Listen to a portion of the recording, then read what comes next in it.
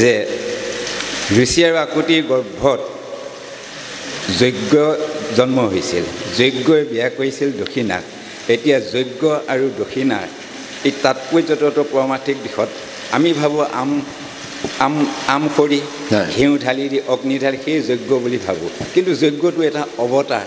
এতিয়া এই অৱতাৰৰ বিষয়ে আৰু দক্ষিণা এই ক্ষেত্ৰত অকণমান তত্ত্ব দিলে ভাল পাওঁ। নাই, জ্ঞানেই যজ্ঞ। আচলতে ঈশ্বৰৰ ইচ্ছাটো সৰ্বকাৰ্য হয়।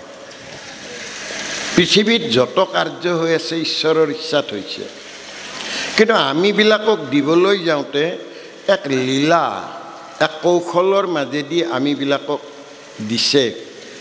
কাৰণ একেবাৰে সহজ কৰি যদি আপোনাক কৈ দিয়ে তেতিয়াহ'লে আপোনাৰ ভক্তি নাহিব।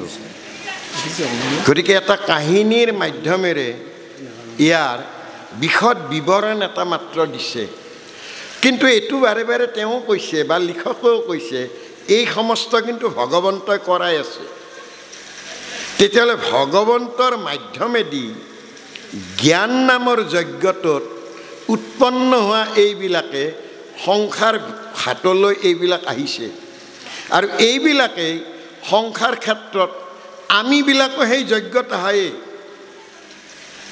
আমি বেলেগকৈ অহা নাই, কাৰণ মনো বুলি যেতিয়াই কৈ দিলে তাৰে লেজডালততো আমিও আছোঁৱে, আমিবিলাককো আনি ক'লে। কিন্তু আমাক সৰ্বশেষত সেইকাৰণে আমাক কৈছে যে তুমি মিছা তাৰ অন্যত নাযাবা, তুমি সত্য এইটোহে। তাৰমানে আমি লাটুম এটা হাতত লৈ দলি মাৰি দিলে ঘূৰি ঘূৰি আহি য'ত গাঁত এটা খান্দে সেইটোহে সঁচা। আমাকো বিবিধ ইয়াত বস্তু দিব, আমি আৰু অন্য চিন্তা নাই।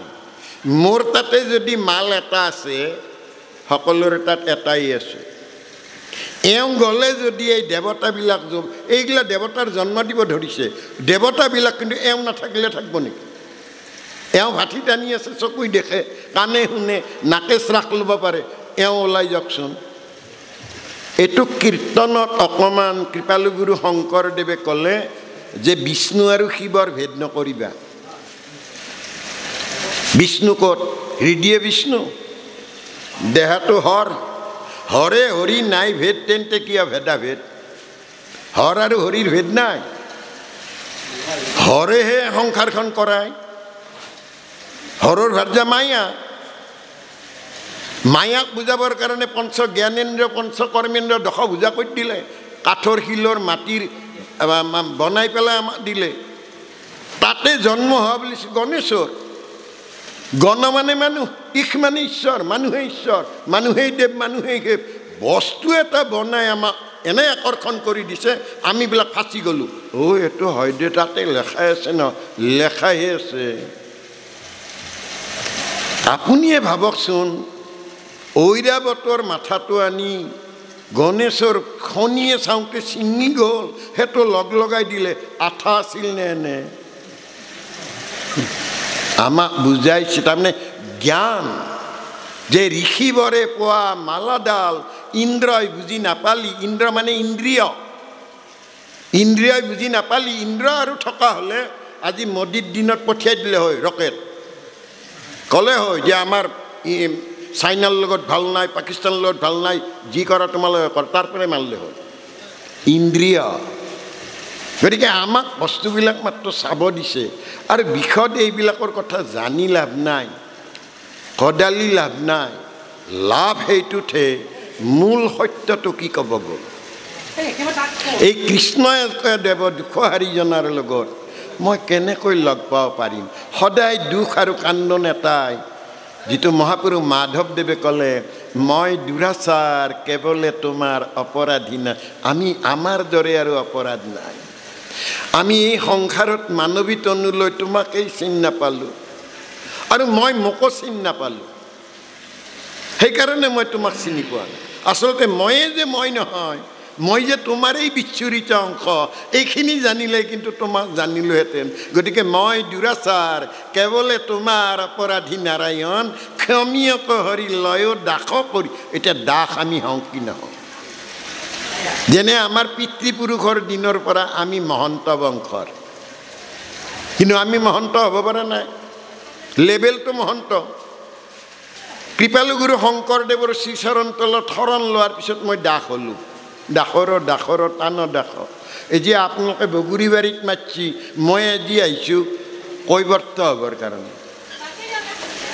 কৈ পেলাই যিয়ে বৰ্তে আৰু আনক বৰ্তাই আপোনাৰ তৰা কুলা উদ্ধাৰা আজি কৈবৰ্তৰাখনত গৈছোঁ কিন্তু আমাৰ মানুহে কৈবৰ্ত হ'ব যাব নেকি টাঙন লৈ পেলাই খেদিব তই মোক কৈবৰ্ত ক নাই আমি নিজে কৈছোঁ আমি কৈবৰ্ত হ'ব আহিছোঁ আৰু যিসকল আহিছে সকলো কৈবৰ্ত হ'ব আহিছে কৈ পেলাই পাৰিলে নিজে বৰ্তো আৰু আনকো বৰ্তাওঁ আপোনাৰ তৰা কুলা উদ্ধাৰাই মানৱ কুলবিলাক উদ্ধাৰ কৰিব লাগিব কৃপালু গুৰু শংকৰদেৱেই হওক বেদব্যাসেই হওক সকলোবিলাকেই কৈবৰ্ত হৈ তৰি গৈছে আমি জীৱনক তৰাব লাগে বা সমস্ত আপোনাৰ প্ৰশ্নটোৰ উত্তৰ গোটেই একেবাৰে দিয়া নহ'ল 3টা বাজে 10 মিনিট বাকী 3টাত গাড়ী যাব মোক কিন্তু থ'ব লাগিব যেনেকৈ আনিছি সেনেকৈ মই এইখিনি ক'লোঁ শত সহস্ৰ আমাৰ অপৰাধ হৈছে কৌটি কৌটি ঘৰৰ অপৰাধ নিতে কৰোঁ মই দূৰা হয়